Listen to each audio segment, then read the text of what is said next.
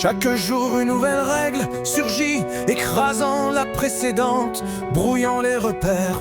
Avant même de pouvoir en comprendre le sens, elle est remplacée,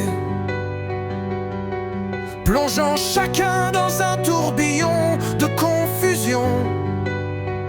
Dans ce chaos savamment orchestré, l'ignorance devient la norme, alimentée par des médias qui préfèrent distraire plutôt qu'informer.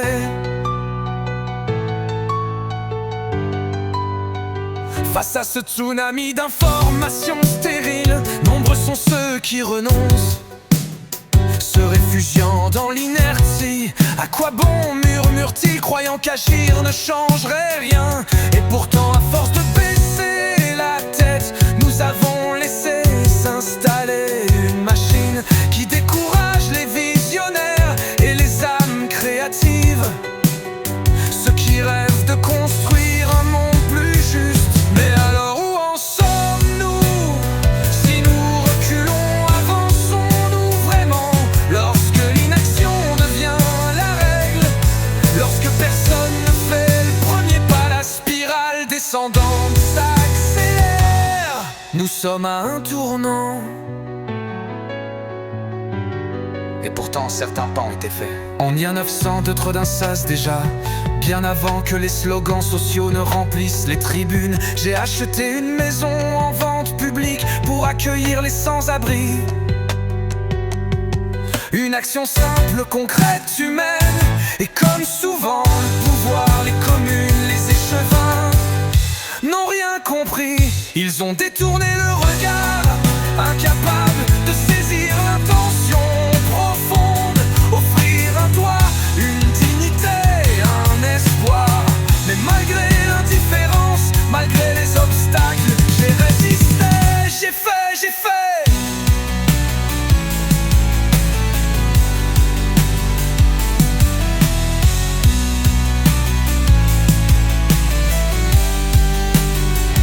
En hiver 2009, l'idée d'offrir un simple bol de riz sur une place publique, symbole d'humanité et de partage, a été freinée par la peur de l'incompréhension.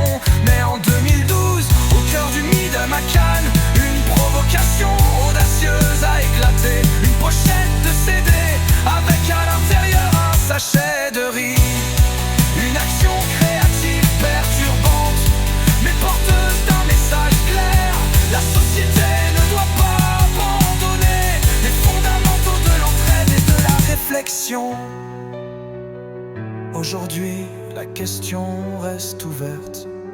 Motivé ou démotivé? Que choisirez-vous? Nous avons tous un rôle à jouer pour réinventer notre société et insuffler une énergie nouvelle. Les chaînes qui nous retiennent ne sont pas invincibles, mais il faut d'abord croire à notre pouvoir collectif.